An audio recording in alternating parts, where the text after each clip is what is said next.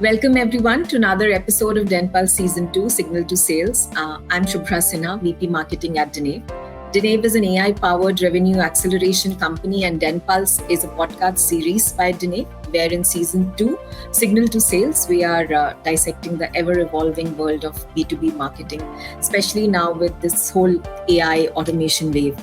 Today, we have another industry leader with us, Arun Gopalaswami, co-founder and CEO of Recotap, a personalization-focused account-based marketing platform. Arun, welcome to the show. Thanks, Shubhra. Thanks for having me. Before we obviously get into this discussion and we kind of deep dive into all the aspects of ABM, let's get our audiences to know us a little better. So Arun, tell us a little bit about your journey before Recotap and what got you the idea to build Recotap and what problem does Recotap solve? Sure. Right. So I've been in the industry, specifically IT industry, for about 25 years now. About 15 to 16 years I've spent with companies like Hewlett-Packard, Infosys, building CRM and marketing automation platforms for Fortune 100 companies. And I've turned to be an entrepreneur about 10 years ago. And so this is my second venture. So what I'm really doing with Recotap is trying to sort of use some of the learnings that I've had in terms of building martech platforms and also understand what the requirements are, right? So the digital marketing, ABM, and B2B marketing has evolved. So what we're trying to do is to bring in the current dynamics, marry the technology understanding we have, and provide a platform for marketers and marketing teams to solve marketing problems effectively and bring in more effectiveness. Wonderful. Right. So in terms of what specifically we do through Recotap is provide automation capabilities to execute marketing teams ABM process, right? So we have a platform through which they can identify the right accounts, they can engage with the target accounts, understand how the engagements are going, where are these accounts progressing, and we also provide a lot of insights and analytics in terms of engaging with those accounts, right? So it's a complete end-to-end platform to automate the account-based marketing workflows. Great. So if you have to just pinpoint one problem that Recotap solves for marketers or for businesses, what does it do best? Right. I think we've sort of like right from the beginning, and then there is also a history to it, right? So the previous version of the product we had was built for content personalization and content recommendation, right? And from there we evolved to a full-fledged ABM platform. So we continue to sort of dip into that, and then we over-index on personalization. So whether it's to do with engagements through ad experiences, personalized landing page experiences, and so on, so many things, right? So where we try and then provide the personalization and personalized outreach capabilities, which is one of the key tenets of the ABM program and the way how we execute ABM. Right, and I think that's how we try and differentiate, and then we're constantly evolving. We're bringing in a lot of AI capabilities into the platform to even do better things than what they're doing. Awesome, Arun. I think it's amazing when people follow their passion, and of course, Recotap, as you said, that the platform aims to solve the most pertinent need for marketers to be able to reach out to their target customers, right? For me, just a quick introduction. I've been with Denave for about 10 years now. Before that, I was largely a communications person. I ventured into the world of marketing with Denave, and I've had the wonderful opportunity to work on varied demand generation programs for our clients as well as for brand Denave as well across various geographies. So, of course, I'm sure we'll have a lot of insightful discussion today, because we'll have various scenarios to consider when we talk about, especially account-based marketing, account-based experience. I would say now this is account-based everything that we have to now talk about. Right. So, okay, Arun, we all know that B2B marketing landscape, it's kind of right now, it's at a fifth gear. A lot of things are happening. last few months, in fact, almost close to a year now, the AI and automation story in B2B marketing, that has become really strong. And AI is giving us the headlights to see the road ahead. It is helping us analyze vast amounts of customer data to identify patterns, predict behavior. Automation, of course, it's growing access in terms of functionality, price, use cases. It's becoming very, very relevant. What else, Arun? Right. What are the emerging trends that you're noticing in the realm of B2B marketing? I think largely, so there is a technology play, right? So where these tools specifically, so we've been using AI in our product right from the start, right? And I think what Gen AI has done is like sort of took it to a different level, right? And I think that's where we are trying to figure out, right? I think every industry, so every professional, right? So it's sort of trying to identify what are the use cases, what are the different ways how we can solve the problems that we may have not been able to solve previously, right? So that's on the technology side. But in terms of the overall approach, the B2B marketing experience itself, right? I think that has been changing, right? So I think ever since COVID, right? So where we all became like very digital first kind of a marketing process that we were building, right? So I think from there, it is all about quality over quantity, right? I think there was a time and that worked. A lot of playbooks was on the kind of like the scale and the volume based marketing process, especially in B2B, right? Which sort of mimic the B2C process, right? So where you take, try and then go after hundreds, if not thousands of leads. And then even if you're able to get a percentage, sub-percentage conversion. So that was like meeting people's needs. And that playbook, I think, became commoditized, right? So if you had resources, if you had money specifically, right? I think it was basically everybody was able to do it. There was some sort of level playing field. So I think the companies that were having advantages in terms of setting up their customer acquisition process through very lead focused kind of a marketing suddenly realized that it's not going to sustain, right? And I think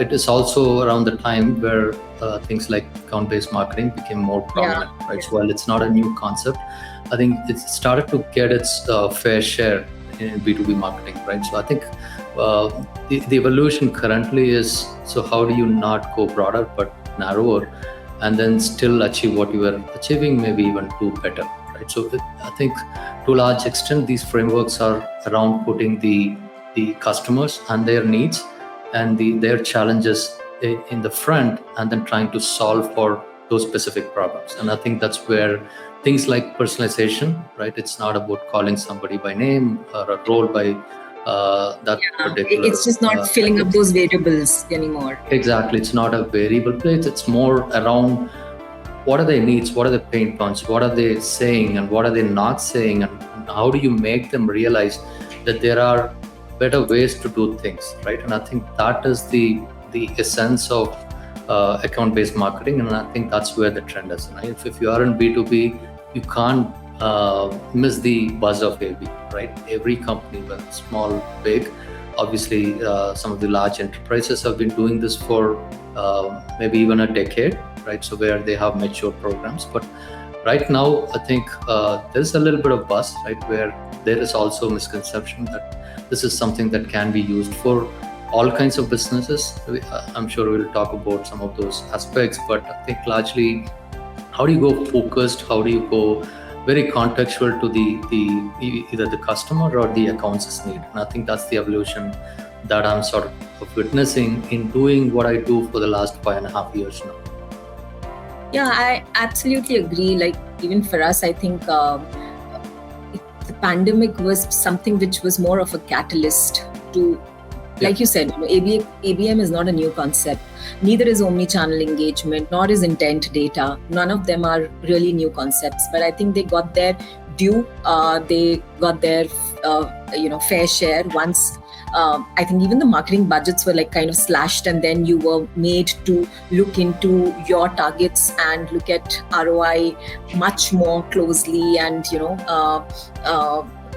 and then be very, very focused in your efforts, because there was this team trying to do this much and get a certain share from a certain set of customers. So you have to go really focused. And I think that's when the trend started catching up, and it's happened across businesses across the globe, where especially in B2B, where ABM, of course, is now bigger than ever, I feel. And the whole intent data integration into your ABM strategy, of course, being a game changer, because you're just not going after your target accounts, you're going after the set of accounts in your target list who are looking for services like yours. So the chances of conversions therefore being more and more being higher. But I think the most interesting part in all of this right now is that the human touch continues to remain essential, and that's encouraging. So while AI and automation are powerful tools, I think the whole human touch being crucial in driving effective B2B outreach strategies, the value of personalized calls, or even handwritten notes, I think it's continuing to stay, and also to offset the digital overload. I feel that's happening. Sure. So Arun, of course, ABM is every marketer's dream as well as nightmare, because there's just many things going around. And let's just, when I was reading up, I saw some data points that I've collated from different sources. I'll just quickly rattle them out. So, it says that organizations with ABM strategies generate 200% more revenue from their marketing efforts. B2B marketers saw an increase in average annual contract value of some 171% after implementing an ABM strategy. And then 82% B2B marketers feel ABM greatly improved sales and marketing alignment within the company, which is a huge problem that businesses face. Now, those are some large numbers, and they look extremely promising. So, but with the B2B landscape becoming more and more complex, how can companies determine if ABM is the right strategy for them? Is it right for everyone, would you say, or is there a way to figure out that it's the right strategy for you or not? No, absolutely not. And I think the stats that you read, right, I guess is what is creating that buzz, right? And everybody thinks that's their ABM is their magic wand, and then any marketing, customer acquisition, GTM problem can be solved by ABM. And there is also misconception that ABM being advertising, ABM being a tech play, right? It's actually not, right? It's all coming together of multiple things, right? Right. I think there are some hygienes, right, in terms of who should actually look and try and implement something like an ABM, right? So if you're trying to go after transactional kind of a sale, right, and if your deal values are let's say in 2-digit, 3-digit, right, maybe this is not something you should invest, right? So if it is a PLG kind of a motion where, right, customers are able to discover and then self-service themselves, right, this is not a framework that you should invest on. It is a framework where a group of people, right, who are making decisions on their organization's behalf, and the moment that comes into play, so we are also talking about the deal sizes being in, right, 25, 30, 40 above, right? So and it also means that each of these buyers or buyer committee members have different needs on which they are looking for solutions or trying to address their challenges, right? So I think the more complex the buying process is, the longer it takes, right, to close deals, is exactly where something like an ABM can fit in, right? And it's not necessarily for transactional kind of a customer acquisition or deal closure. Right. So you can be a smaller company, you can be a large enterprise, but as long as your deal values and the kind of interactions that you have with your prospects so meet some of these guidelines, right? So there is nothing cast in the stone. It can be, but it's only common sense, right? So if you are trying to invest on specific set of accounts, and if you're able to successfully convert them, so they should bring in the value that you're hoping to sort of uncover, being focused, being personalized, being contextual, things like that. Right. And if we have to really, companies that are considering ABM as the core marketing strategy, if you have to really break it down for the GTM teams, how can they leverage this to tap into high value accounts? Yeah, so I think so internally, so what I talked about was the external factors. There are also internal factors, right? So traditionally, right, so if you're a company with 15, 20 years into the market, right, you were typically sales-led organization, right? So marketing's presence is very limited, and even if it is there, they are doing some brand activities or maybe doing some field marketing and things like that, right? So for you to get into something like an ABM, which is going to be a very, very involved kind of a process, right? Because it's something that you're going to roll out fresh. And then, like you mentioned, there are like a lot of dynamics that needs to be sort of controlled and orchestrated. So which means that you need to have that necessary know-how, right, in terms of how do you activate, right? So there are, like we've been speaking, right, there is enough buzz everybody wants to do, but there is a lot of cold start problem, right? So in theory, right, these statistics, these blogs that we write, the podcasts that we do has created enough interest, right? And then people sort of like get excited, they want to get started, but they don't know really where to start and which strings to pull, right? And the added misconception around that they necessarily need a tool to do it, you need like very high budgets to do it, are all some of the things that like sort of adds to the nightmare, right?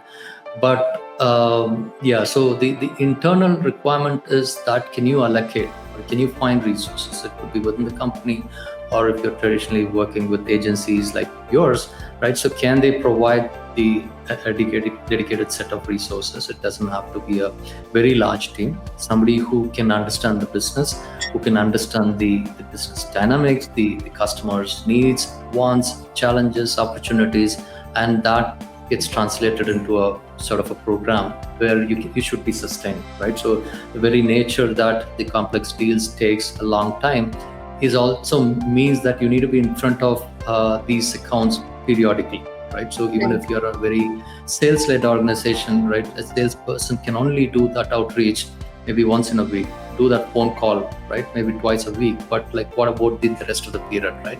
So they may create the top of mind, but if you're not sustaining it, right, so you're going to like drop their mind share. So which is where digital sort of an experience play comes in, right?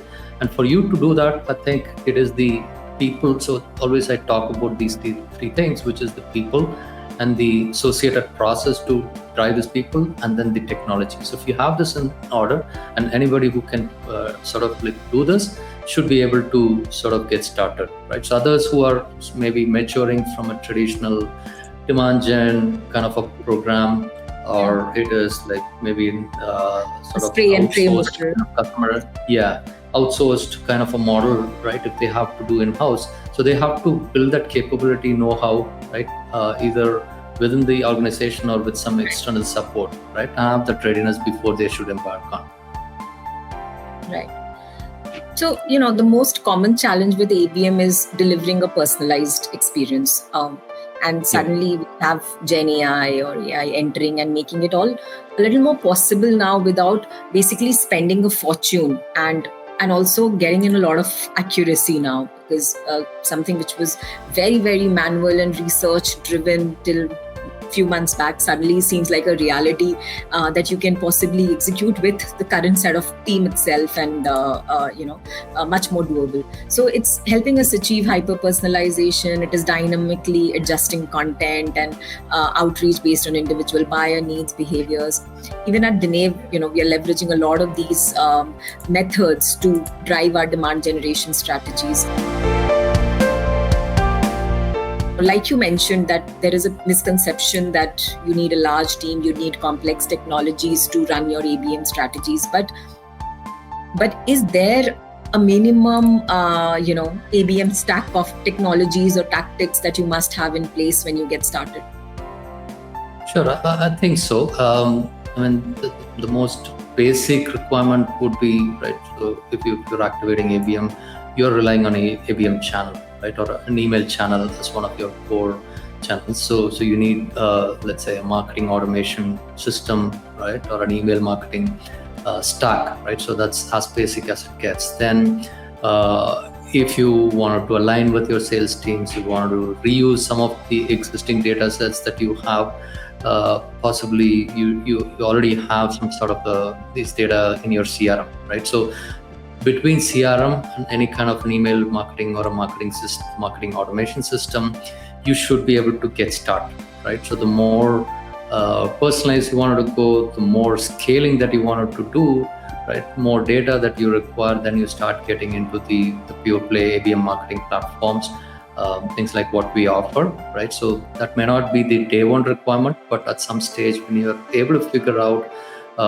your audience and how to engage them, and then activate them, and then sort of close that loop, then you start like adding multiple channels. When you start adding multiple channels, you need some sort of an attribution system to make sure the channels that you've identified are the ones that are working for you, right? So I think it needs to be stacked, right? It doesn't mean that you need to have all of this on day one and then trying to figure out how to make use of the system. So I think a lot of marketers, right, are tempted to do something like this, right? Especially when they come from a technology background, right? So they all think that it's a technology play, but like you said, I think it's still a human play, right? So it's human powered with the support of AI today, right? Maybe that will change at some point of time, but not immediate future, I guess, right? So the more the human touch that you're able to provide, right? So whether it's through that call that you talked about, whether it's that written script that you deliver, right? So any personalized, any in on-field activities and things like that, right? And I think that's where the human touch can still be relevant, and it should be activated, right? So I think those are the basic things that you need to have. And like I said, so as you start expanding, so there would be requirements, right? So maybe you need solutions to manage your social media, right? Get that data into your own full ABM outreach program to understand what's happening and things like that, right? So it's sort of endless, but I think you don't need to have that endless amount of technologies to start with. Right. I think two things that I would add on top of that, based on our own journey, is one is the whole buyer intelligence, which again, like I said, it's now far more fueled because of Gen AI, and you can do that much faster now. So I think once you have that, your whole ABM strategy becomes a little more effective than ever. I think traditionally we kind of stopped at account level intelligence because that's as far as you could go to be able to activate certain things. Now you can go up to the persona or to each person in the buying committee and understand their respective pain points and talk to them in that language. I think the second part, which is more internal again, is the sales and marketing alignment. So ABM thrives on collaboration, and marketing team needs to understand the sales side of things, and sales need to understand the marketing side of things very, very effectively for ABM to really show any kind of returns. It cannot be MQL given and then SQL and then deals coming out of it. It does not work like that in this approaches. I think those absolutely are, yeah. Now, of course, we spoke about ABM. We are also hearing terms like ABX, account-based experience, now doing the round. So is that a made-up term, or is there a difference between ABM and ABX? What is it as per you? I think when ABM was coined, right, I think it was enough to do all what ABX is trying to say what it does, right? And I think it's a stretch, but there is no harm, right? I think for some time we called ABX, then there was ABE.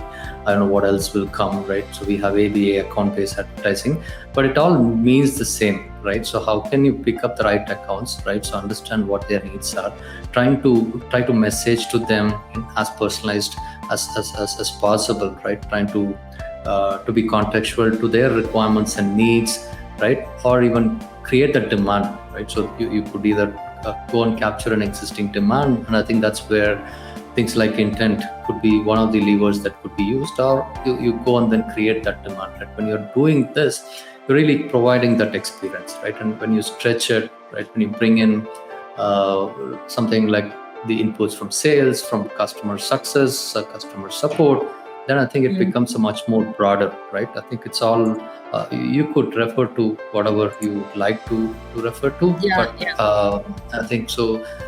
I think to me, ABM had enough sort of coverage in terms of what you're supposed to do to accelerate your customer acquisition process. But let's say if there is an organization who was doing account-based sales and then there is a marketing, then I think if ABX can just be another term to say that this is a unified approach, I think there's no harm. Yeah, I think it's basically saying that whichever touch point you have with the company, you have a unified experience, so whether it is customer support, your marketing, your sales, or even your HR. The whole experience becoming unified, and that's why I think they've upgraded this terminology to basically encompass the whole thing and not make it very marketing focused, but make it more like an organizational strategy. Organization focused, exactly. I think it was, while ABM was not around marketing, but there was misunderstanding, right? So a lot of people find that it was marketing, so maybe it helps to sort of break that understanding and then say this is an organization-wide strategy and not specific to a particular function. Now, we've been talking about the whole impact of AI on B2B and ABM, and generative AI, which of course is the new wave that has come in and changed a lot of things for us. Now, this has significant implications on account-based strategies. It allows new level of personalization and automation in B2B marketing strategies. So are there any Gen AI use cases especially that you're seeing,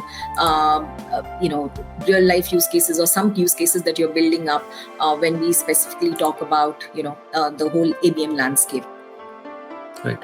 I think I see this in two ways, right? So one is like technologies that gets baked into products, like what we offer, right? The other is as individuals, right? So I think people are coining this term called digital twin, and each of us at some point of time is going to have this digital twin, right? That is going to sort of do a lot of thinking that we may have not done effectively, or we did not have time to do it, right? So, and I think you touched upon some of these aspects initially around, let's say, how to create a document, right? So I think the as an individual, right, today, if I'm creating something which is either it could be a document, it could be any of such thing, right? You're producing something, so I'm not doing it as a first approach to go to Google and search it, but I'm relying on an open AI, right? So I think that infusion, I don't think it's mainstream yet, but eventually I think the next couple of years that'll get infused, right? So whether you're writing a copy, you're trying to design something, right? And all of this is I think people would start to rely on their digital twins in whatever form and fashion it's going to be delivered to us, right? And it's going to be very pervasive, right? So that's one. The second is around the core product that you offer, where a lot of these things would be natively infused, right? So then I think a lot of these technology companies, especially in the sales, marketing, right, so started to offer those aspects, right? So let's say you're wanting to craft an email, right? There are so based on maybe the account's intent, their firmographics, so you have that template, right? So obviously you can't today just like go and then make use of it as it is. You still have to go, but you have that 60, 70, 80% finished product on which you can start using, right? So broadly, when it comes to the platform, the infusion of AI into that, so at least within the marketing or the ABM domain, which is what I spend a lot of time thinking, is into three parts. So one is around the account selection identification part, right? So we were using traditional firmographic kind of signals and filters and then identifying, right? So then we had something like an intent to qualify and then maybe prioritize, right? So even in those set of areas or that particular process, there's a lot of possibilities to infuse AI and more specifically Gen AI to identify the right accounts, right? So the more signals you have, more data that you have, right? It becomes very, very difficult to process and then see what is that you can sort of filter out and take it, right? So I think that is a use case where we're also actively thinking around building a lot of signals, right? So social signals, could be third-party intent, first-party intent, bringing it all up together and helping the marketers and make their life easier by identifying the accounts that has like potential immediate need, for example, right? So, and the second part is around content, right? So when the accounts are identified and you want to go reach out, the whole creative building process, right? So your engagement activation, and those are the areas where we can basically, for an example, could be that, okay, these are the accounts and I have some lookalike accounts in the past, maybe they are customers, right? So you could learn a lot of things around how you've approached and how you've converted, right, those accounts, right? So what are the conversations? So there is like unlimited data that's getting produced right now.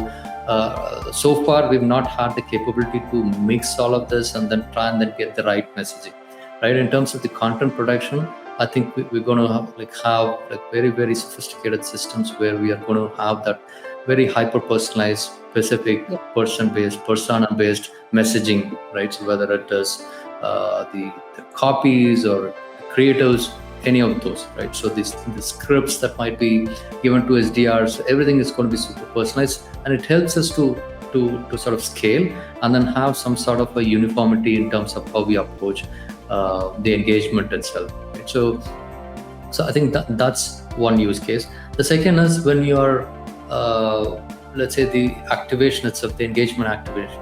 So the kind of channels that you want to leverage, right? So when do you start? When do you stop, right? So today it's all rules driven, and sometimes there is like human in the loop who's going to go on and operate, right? So those things, right? So this action should trigger this particular channel activation, right? It is today it is like very rule based, right? So and it's all like marketing automation used to do it, and it has worked. But I think that again can go to a couple of notches above when we are able to infuse Gen AI into those areas, right? So the other is, I think you also touched upon, is the whole analytics, right? So it doesn't have to be standard reports that you produce what platforms or the solutions offer, but it can go way beyond, right? So the whole predictive analytics and trying to infer intent or insights from this data that these things are producing, there is an unlimited possibility. And I think these are the areas right, where I think the infusion of AI is going to be like even more and going to be like a lot more accelerated in the coming months and years. Right. I think you've made some very, very valid points, and in fact, we've been also implementing Gen AI leverages, especially when it comes to deep buyer intelligence or even competition mapping, hyper personalizing the content, creating design at scale, and a lot more. So the clear initial impacts are definitely linked to, like you said, scalability of the programs, faster go live, better productivity. Even quicker change, of course, if your strategy A is not working, so the shift to strategy B is much faster now, which is also linked to overall program efficacy at the end of the day. So I think, and then all of this linked to cost optimization. Everything is not overloading the program cost to be able to try certain new things, but you're able to do that faster, better. So I think at early results for us, we've witnessed about, in our POCs, we've looked at about 15% growth in sales pipeline with 3x faster deal cycles, some 5x increase in win rate. So we're very, very encouraged looking at these early results. And while those are early signs, and we are working on finishing touches. Plus, I think there is a new development happening, if not daily, weekly. Something new, something more evolved is coming our way to be able to fine tune our strategies better and to harness the power of AI and automation to the max. Yeah. So So when on that point, I just want to add something, right? So we are exploring a solution where the entire strategy planning itself, right, is we've done some POC, very encouraging results, right? So all we did was use ChatGPT with like about 50, 60 prompts, right, to figure out a very custom sort of strategy document, an ABM focused strategy document for about 50 accounts, right? And that would not have been possible if somebody like a human was sitting and writing, right? So all we have to do is to forward this prompt to the right location, right? And it's able to gather and figure out a lot of information that typically we would end up losing.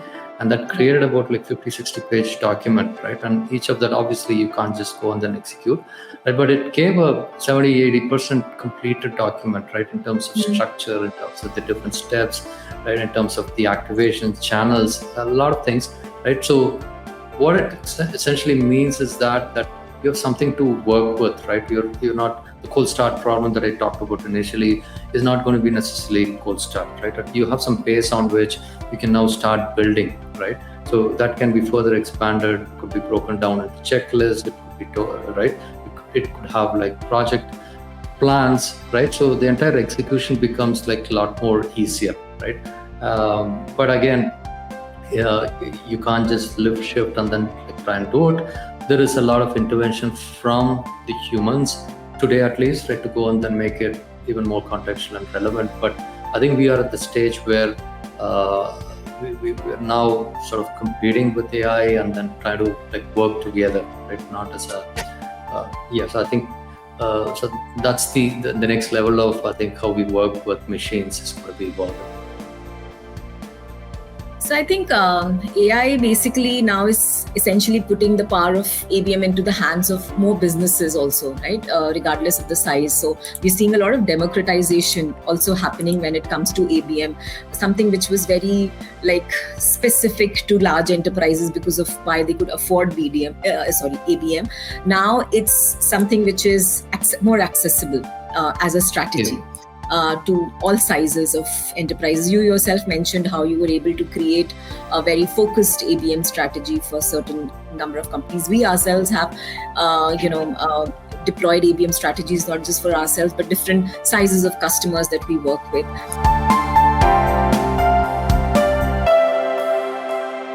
So, all of this affordability and accessibility that's coming around it. One, of course, I want to know your thoughts on, this change of this democratization of expertise that's coming in. And second, all this digital overload that it's going to cause. Where are we headed with that, if you have a view there? Sure. Yeah, just because it's affordable, democratized, right? So you shouldn't like sort of adopt a strategy that does not maybe fit into like your processes, right? So how your GTM as a whole, right? So we earlier talked about like what kind of companies, what kind of organizations should adopt, right? If there is a fitment, by all means, yes, right? So if it is not, there's no point force fitting, but there could be aspects of what these technologies are offering could be used, right? So whether a small, big, whether selling to a large organization, small organization, but at the end of the day, it's not a technology play. It's based on how you're able to reach the right accounts with the right message at the right time, right? And then trying to respond to what their requirements are. And I think there ends the decision, right? So otherwise, it's going to be a force fit, and which may or may not result into to the outcome that you're looking for. Mm-hmm. Sorry, what was the second question? No, I'm saying that now that it's become more accessible and affordable, there's also a digital overload that's going to come in for the buyer community. And hyper-personalization sounds great, but if overused can also mess things up. So, and then link it to omni-channel engagement also, where you're trying to say different things from different channels and everyone's trying to talk to you in the language you want to be, in the language you understand. So, do you think it's going to create a clutter out there also? Not immediately, at least, right? And I think we keep talking about omnichannel, and we talk about hyper personalization and things like that. And I think we've just taken a baby step, right? I think it's going to be, like few years at least before we get into the minority report kind of an experience, right? So I think for now we can uh, don't have to worry about the digital overload or hyper personalization, hyper targeting, and things like that, right? I think it might be happening in specific areas, right? But as a whole, I think we are like far from doing that. Ideally, I think that's how it has to be, right? So as a brand or a business, when you're trying to engage, you want a consistent experience, right? So with some balance, right? So marketing saying something, sales saying something, go to customer success or customer support, they are saying something, right? But if you're able to unify and give that consistent experience, nobody's going to complain, right? And I think that's what we want. But obviously, at some stage, it could become an overload. But I think it's all based on what kind of guardrails that you have and how you can strike a balance. Right. No, absolutely. I think it is definitely a real game changer for SMEs, mid-size organizations, and just allowing us to focus on select group of high value accounts, personalizing the experience, and hopefully, improving the overall results and competing more effectively and head on with the larger players, because you have a better grip over your or rather better inroads into kind of delivering similar level of marketing strategies now. But are there any cautionary tales or potential pitfalls to avoid when implementing ABM, especially interspersing Gen AI led leverages? Yeah, I think do not think this is a tech play. Do not think this is a single channel play. And obviously, you want some core channels. Then identify what has worked or what would work. Where are your customers, right? That can be found, and then use the other channel. The omni-channel activation is going to be something like that, like a hub and spoke. So you need some core channel on which you're delivering. That could be sales. If it's a salesperson, where a lot of conversation and even the conversion is going to happen, right? So what you do is with the other channel is to surround, right? So that core channel with different mediums, different channels, different places based on the strength of each of those channels, right? But so I think as long as you're able to decide something like that, and not see this as a specific channel play or a specific technology play, right? It all boils down to the ABX, right? So provide the right experience to the customer, and share and then transfer value through these exchanges, right? In terms of what they're looking for and what you have to offer. It comes to that, right? I think that's how I process that. Right. I think also the fact that one cautionary thing that, because again, once when we have applied these strategies, we felt that wherever we underestimate the human play in executing these strategies, we are definitely headed for a fall. The whole point is it's a leverage, so it's garbage in, garbage out. So if you're not asking the right questions, there's no way you will get the right answers. And also, once you get the answer, to be able to understand if AI is giving you the right answer or is it hallucinating, is something that you should be able to figure out. So that human intelligence and that play comes into play. Also, when we are talking about omni-channel engagement and we are talking through different channels, each channel is being consumed differently. I consume a WhatsApp differently versus a LinkedIn versus an email. So what is being served to me on those platforms, if it's a Me Too, it's going to be like a spam for me. But what gets served and how does that become relevant to me on those platforms, that I think is what really turns things around. Lately I'm obviously, all of us keep getting a lot of these LinkedIn emails and demo requests and all of that. And I think if I get, say, about 10 to 20 in a week, but there have been those that have accepted in like 10 minutes and they have been a conversion. I've been like a converted lead for them there, because what they've told me has been like really, really precise, and they've not beaten around the bush. They've not said that, they want to know me. They are really impressed with whatever I'm doing. They've just come and spoken to me about the problem that they're solving. And if that problem is absolutely my problem, then I will respond to them.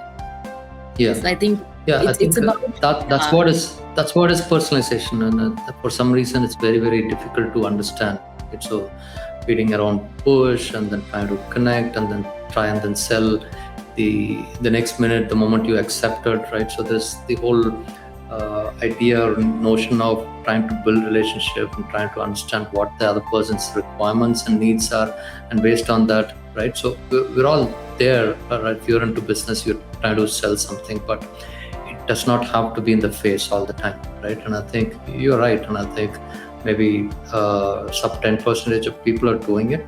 To me, that is personalization, understanding what it is, right? So the timing, right? So it also plays a significant, right, sort of impact, right? How you're responding to those sales calls or sales outreaches. Right, absolutely. So we've covered a lot of ground, Arun. Now we're moving towards the end of the podcast. And before we kind of wrap up, let's also share some practical advice for our listeners. So are there any success stories of companies that are leveraging Recotap for effective ABM strategies? Do you want to share any of those success stories, any case studies, what they have been able to achieve through focused ABM strategies? Yeah, I think to me, the success, it's not a do it once and forget, right? So over the years, more than 5 years now, we're working with different customers, different enterprises, startups, scale-ups, right? So a lot of these companies, and I think one of the things that we're really proud of is helping one of our customers, very early adopter of our platform 3 to 4 years ago, right? So they were embarking on their ABM program. So like many of the companies, they were also doing baby steps. One of the things that they did was to not go all out and then like adopt it. So this is a large IT services company, which means that they had different vertical service lines, right? So they focused on a specific vertical, which for them BFSI was one of the core the vertical that they were focusing on, right? So they started and put together a process. They started to scale, and around that time, so they've got an RFP, right? So which they have to respond like over a period of I think 6 to 8 weeks or so. So what we've done is to help them put together a process in terms of how you should, right? So there's almost like a mini project plan, right? So where through technology as well as the other interventions, we crafted an outreach, right? And then very periodically tried and responded to what those accounts needs are, what they might have as a challenge, what the questions that they might have. And I think there was also sort of a gag order that you're not supposed to go and then like talk to them, right? So which means that the traditional sales lines or channels are cut. So you could only do this through digital channels. So which is something that we've done over that period of like 6 to 8 weeks. And eventually that program became very, very successful. They ended up like winning that customer, which happened to be the largest deal they've won for a company that has been in business for about 25 years, right? So this was almost 2.5 years ago. So we still cherish the kind of work that we've done and the impact that we were able to create. And also I think it became one of the program that was picked for the ITSMA award. They in fact ended up winning the one of the slots there. So it was very, very encouraging. And then since then, I think we've been sort of like working with a lot of customers through our technology platform, and we also have a consulting arm through which we try and solve the whole start problem, right? So in that, I think to me the success is not just like doing it once and it's not a one hit wonder, right? So you need to sustain, right? Yeah, absolutely. Yeah, and I think that's what we've been able to. Yeah, I think that's a great one. I think it also brings up a few very, very pertinent points that you brought up. One is when, I mean, in the discussion when we said that ABM is not for everyone, and mainly it depends on the deal size and the kind of buying committees you're addressing and stuff. And especially the whole conversion cycle in these cases is larger. The gestation period of this conversion is larger because the deal size generally is bigger. So Correct. ABM has a role to play in this entire period. And that's where it has the major differentiation from a spray and pray model, where you just get a form fill and it becomes a lead and the sales team starts chasing it. ABM is like a nurture motion, and it takes its own time.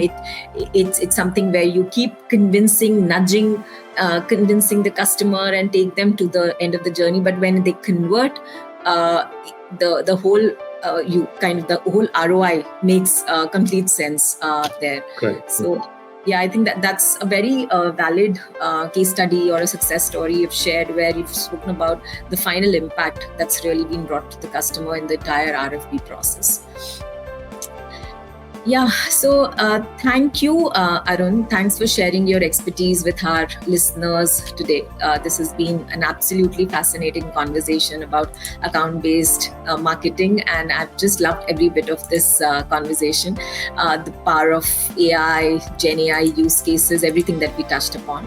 But before we conclude this discussion, let's have one lighthearted question I want to ask you before I let you go.